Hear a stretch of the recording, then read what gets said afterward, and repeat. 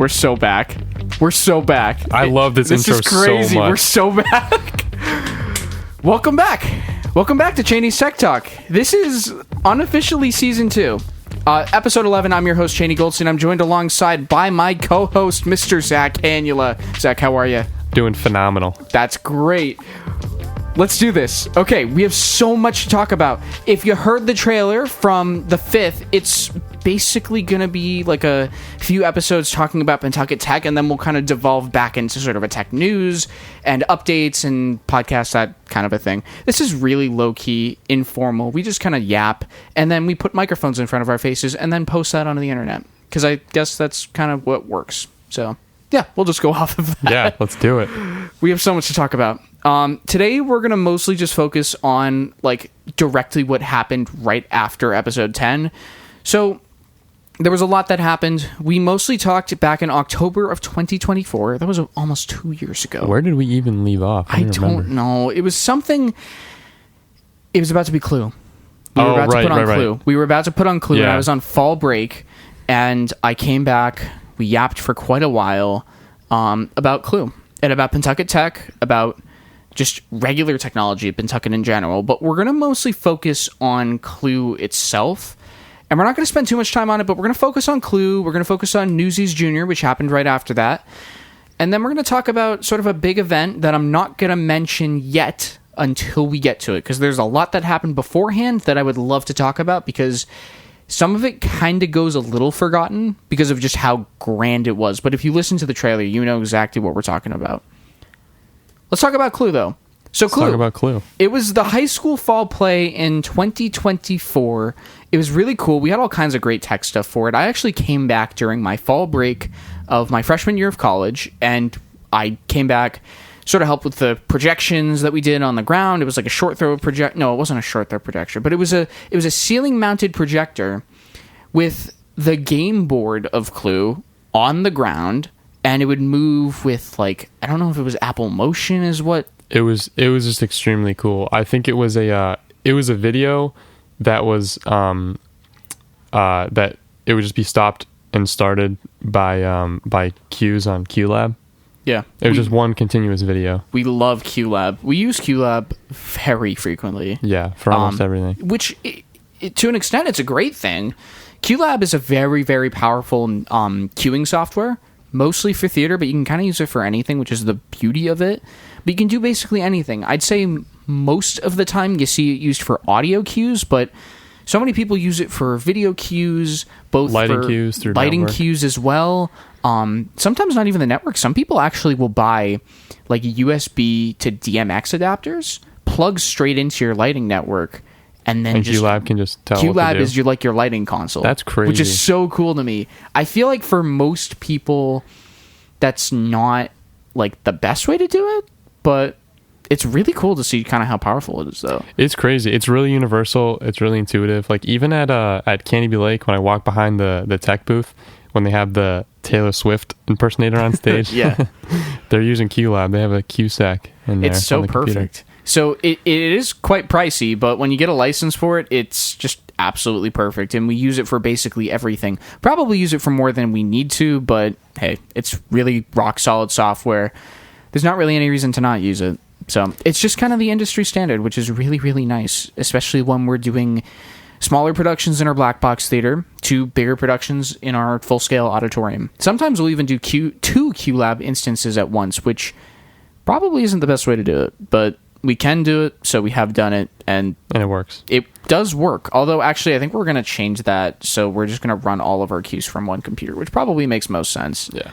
I think we did 2 computers for Les Mis, if I'm not mistaken. I feel like we did, like... Yeah, we had the iMac, and then we had the MacBook. Right. We had 2. Yeah, we used the MacBook for audio cues, and then... iMac for video. We used the iMac for video. Right, because I remember I was on the intercom system that we have. It's like a whole set of like headsets and stuff that's all connected to the same network. It's really cool.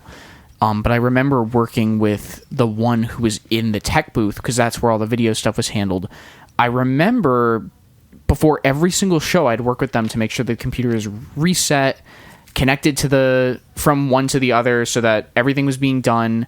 and there was never any like interruption or anything because it was a really flaky connection.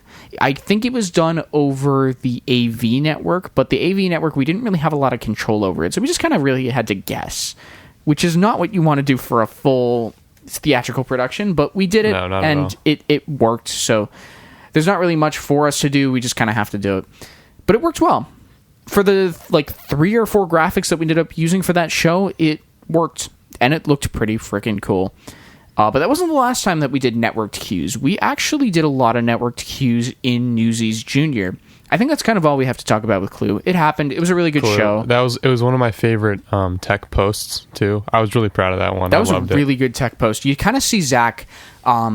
He does like a jump in the middle of like the room with the haze and the projection on the ground. It was really, really cool. The room looked amazing. We got extremely good at using the black box theater to put on shows. Absolutely. I honestly think it's better. I used to really like the auditorium, but the black box has really grown on me. I like it. It's way more immersive. It's just so nice. The black box, when you use it right, it is so incredible, the kinds of things that you can put up in there, because we've done all kinds of different shows. We've done many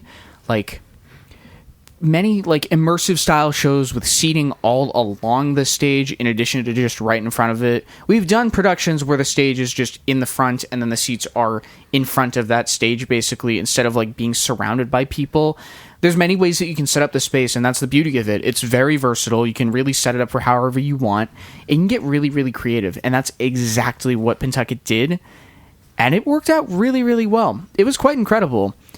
We ended up using the black box for quite a few productions between episode 10 and now, but that's kind of the first one that happened before the big event.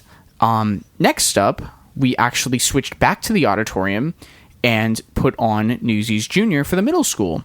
So there was a lot of great stuff that happened with Newsies Junior. That was actually when Zach's brother Adam and we both came back, and we were able to help kind of get that in a really, really fun and great state. We did all kinds of cool stuff. It was for awesome. Newsies. That set was amazing. It was a very cool set. All kinds of great sort of things that we did for design. We did a lot of audio and video cues again as well. And we even though we don't do network cues from QLab to QLab, like 2 different QLab instances, we did network cues for the lighting board, which was super, super cool and unique, and we hadn't done this before.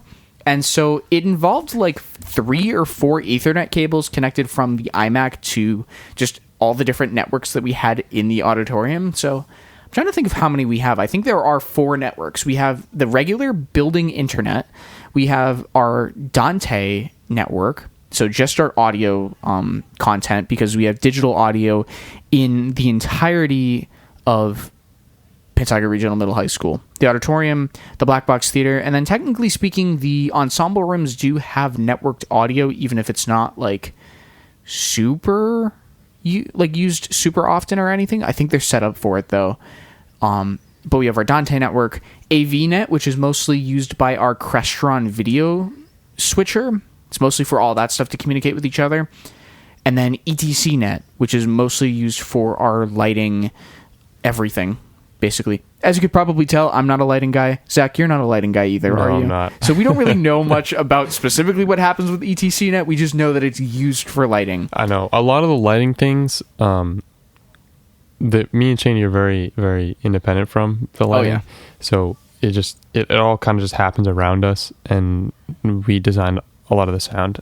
We just kind of let the lighting guys do what they want. Exactly. And by lighting guys, we mean his brother, and then I guess it's not just Adam. There's definitely more than just Adam. No. Now there's Fiona. She's a senior now. Yeah. Yeah. Yeah, we have all kinds of people that are involved with lighting, also middle schoolers as well. Right. Although, actually, they're probably getting older now, which is scary to me. I've been out of there for like 2 years now. Yeah, exactly. This is going to be my 3rd year out of here. I don't know anyone anymore. It's crazy. It's scary. But, I guess it happens, though. That post, I think, is another like top 3 the that I've Newsies ever one? made. I think the Newsies was it was really one. good because I did Louis. I think Zach Pierce was actually in it. You did the basketball one, didn't you? Yeah, I did with that was really funny. like Scottie Pippen and Michael Jordan. That was a really good one. Funny. You really locked in with the memes for that. Yeah, if you don't remember from episodes 9 and 10, Zach is actually He was the PR manager for Pentucket Tech. So anything that you saw on Instagram at Pentucket_Tech, that was Zach right here. So it was all kinds of funny memes and great photos and stuff like that too. He really locked in. This is why I'm really excited to get the podcast up on video. You're getting the podcast one on social media. I'm excited to get this one up on video because then you can have like visuals and all that kind of stuff. It's going to be really fun. Yeah, because then I can actually, when I'm talking about these episodes or about these like posts and such, I can actually show them on the screen, which is really, really cool. Because they're great posts. They really are good posts. They encapsulate basically everything that we did. With a little bit of like funniness as well. Yeah, exactly. With a very random, that's the point, like image at the very end, which is always lovely. But yeah, Newsies Jr. was really, really something. We did all kinds of fun stuff. Show. It was super, super neat. What was funny too was like it was like right during the barbershop haircut meme. Oh yeah, like when that was like huge. Yeah, it happened right during that. It was like perfect timing. You know what? The awesome. One thing that I was not a fan of though is that obviously, yeah, we knew about that meme. It was a great meme and everything. Yeah. I wish it was like emphasized more because it really was a funny meme. I feel like that would have brought in more people. But I mean, hey, they made it work. Yeah, it's just the line. I don't think the kid with that line was mic'd. Yeah, probably not. Yeah. I'm trying to think. We definitely had 20 mics at that point, correct? I'm looking at the post right now on the computer. I think Zach just saw it from like the side of his eye. It's a really good post with all kinds of random things. There's a good slide of me just like pointing up at the catwalk, yapping with the middle schoolers, and then you got like Jake up here. He's chilling. You got this one of good old Louie. Louie was on episode 9. I know Louie was doing some acrobatics. Louie was on the podcast before Newsies. Episode 9. You gotta listen to Louie and Adam's cameo. That was pretty good. They really thought. Yeah, I'm looking at the photo right now of the Michael Jordan one. That's a solid post. All kinds of fun stuff. It was great. Such a fun way to sort of start 2025 off. Hit the ground running. It really showed the kinds of things that we could do in the auditorium. And it was really, really cool. Great set. Great cast. Good music. Super, super fun production. But it was all too good to be true. Yeah. It wasn't too good to be true. Right when we were like, we know exactly how to use everything in the auditorium. We're doing everything so right. And this was the greatest show we've ever put on at Pentucket. And not only that, we were right about to put on, you guys were right about to put on Mary Poppins. Exactly. With flying systems and people all over the place and giant sets and backdrops. Live musicians, I'm pretty sure, were in the talks at one point. Yeah, pit band. So much to look forward to. So many great things. That was going to be your big break for sound. That was going to be the big break. But is as if that could happen, of course, sounds so amazing. And unfortunately, there was a little small problem where they were building the set for Mary Poppins. And unfortunately, sawdust from the set building ignited when no one was in the auditorium. And a fire broke out, which was super, super well loved by the entire Pentucket theater community, as you could imagine. Zach, how did you feel when you first heard about the fire? Tell me about how you felt, and then I'll tell you how I found out about it. Well, I think I was with Adam. Oh. And Mr. Berube texted you and Adam about it. And then Adam just said like Mr. Berube said there's a fire in the auditorium and it's like pretty bad. Yeah, well, I feel like someone in our friend group chat found it on Facebook, I'm pretty sure. Oh yeah. It was like some news article. I think did Pinkham know from robotics? He might have, but I don't know. I don't know for sure. I do know that I think someone in our friend group told us in like this big group chat. Adam and I went to Mr. Berube and asked, "Hey, is this real? Is this actually happening?" And he's like, "Yep, I'm here. I'm figuring it out right now." So, meanwhile, I'm already moved back into college for the spring semester. So I don't. Right. I guess Adam was still home at that point. Or? I think so because I remember him telling me like That's crazy. I didn't even remember. It's been so long. We're talking January 2025. I mean, this was already over a year ago. This was a year and a half ago. It's July 26. That's crazy. It was such a big impact. Let's talk about the damage though, because yeah, it was a big impact. There was definitely a lot that happened though. Yeah, the actual fire damage, not actually too awful. No. It was just like the floor of the stage. I don't remember what it's called.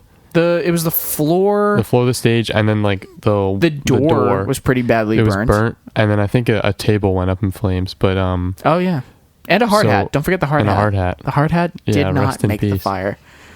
Adam was very devastated. The rest of it though, just awful, horrible, nasty smoke and the smoke damage. Mm-hmm.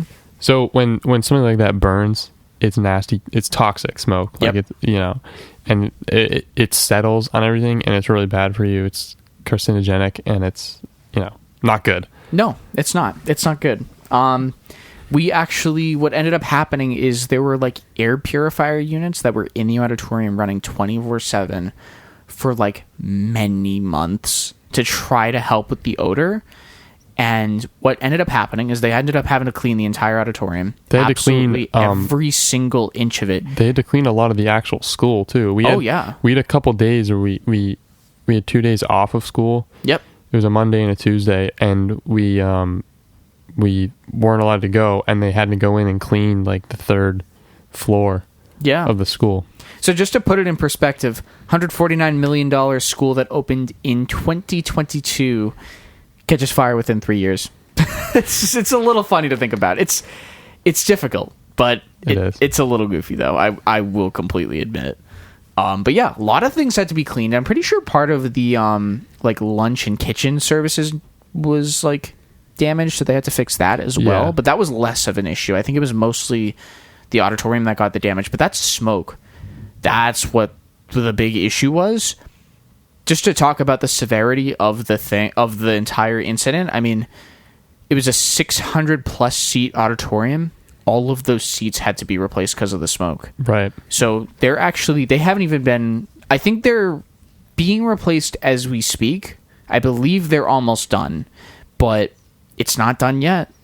It smelled extremely bad in there when you were in there. It was really bad. I went in there a few times because we were storing things in there. So if we had to get something and bring it down, we had to go in there and clean it off and then bring it. It was like a speaker or something like that. Yeah. But everything had settled on there, and it smelled extremely bad. I feel it was awful. Like every time I went in there, like I decreased my lifespan by like a day. Even for me, I mean, bad. I didn't end up seeing the burnt auditorium until April, right. I want to say, because I didn't see it until, so it would have been over 3 months after it happened about, and that's because they ended up not doing Mary Poppins. What the theater program ended up having to do was switch over to another production. They ended up doing Spelling Bee, right? Yeah, it was Spelling Bee. Right. It was very impromptu, like kind of out of nowhere. It was very impromptu. We're going to save most of that for episode 12, but I will say that they had to change their entire production for Spelling Bee, which was a bummer. They already cast the roles for Mary Poppins. They already had everything basically ready to go for the most part. But their plans got immediately turned around, and what they ended up doing was delaying it until 2026, which those of you who are involved in the community, that didn't happen, obviously. We'll talk about that later on in this sort of Pentucket Tech catch-up series. But it really goes to show, I mean, I'll give them credit. They really turned the bad situation around, and they made the most of it. No, they really did. And they were able to do Spelling Bee. Quick turnaround. And that show was also just incredible. It was a great show. Yeah, I mean, I came up for the weekend for Spelling Bee. It was super, super fun. Really, really great sort of thing. It was a very crappy aftermath, but we made it work, and you guys put on some really, really great productions, and there's so much to be said about the versatility of the black box that you guys ended up discovering and making the most of. It was really, really incredible. So many great productions that have happened. And I saw the auditorium 3 months after the fire, and it still smelled horrible. And that was after they started running air purifiers as well. Right. But obviously I'm back and forth from Pentucket helping out with different shows and such. So I'm only in there. I'm not in there every single day. I'm only in there every once in a while. But I was able to kind of see the progression of completely burned down, but not completely burned down, but completely screwed up floor and wall and everything like that, to now we're almost completely ready to go. Basically, I think the floor just needs to be fixed. They're just putting in the new flooring, and then the seats have to be reinstalled, but the seats are almost done. And then soon we'll be back in that space. It's going to be awesome. I mean, it's going to be so different from going in there before when it smelled awful, and then just all the garbage being all over the place from the smoke, and then the scaffolding that was all in there. The scaffolding was insane. They really tore that place down, basically. Every single piece of wood was completely taken off. They basically took everything down, all the lights, all the speakers, everything. They took it all down. They cleaned it all. And it was kind of funny because in the span of a week, they put it all back up. And I was there for the week before and the week after. It was really, really funny to see, bare concrete, this giant gray box. Fast forward a couple of weeks later, hey, it looks like a real auditorium again. There's a bunch of wood paneling everywhere. It looks very aesthetically pleasing. They were just doing their final bits of cleaning. But it was really, really interesting to see how it all kind of transformed. We got all the lights back the first time when they said they cleaned them, and about 75% of them weren't actually clean. Oh, fun. That's lovely. Yeah. They only had one job. Right. Clean. And it was good. I mean, we got them back again. The lights are back up. The auditorium is, minus the seats, it's pretty much already there. We're getting there. We're getting so close. We are almost there.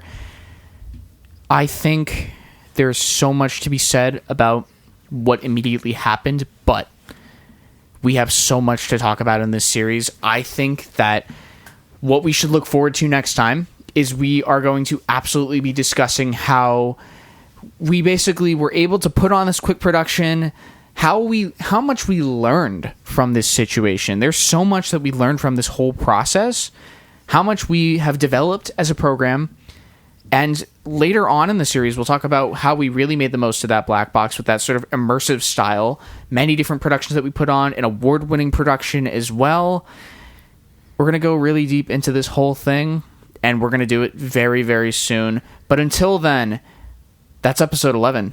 Cheney's Tech Talk is back. We are so back. So back. So back. Guys, I hope you enjoyed this first episode of this new mini-series kind of thing before we get back into the saddle of all kinds of random tech shenanigans, basically. No, I'm very excited. I am personally very excited. Zach, thanks for coming back. Of course. You've got your spot here. We're very happy to have you back here. Guys, thank you so much for listening. If you want to hear more about Cheney's Tech Talk, well, check out a couple different places. You can go to podcast.cheneygoldstein.com. Feel free to subscribe to us on Apple Podcasts, Spotify, YouTube, iHeartRadio, TuneIn, anything you could think of.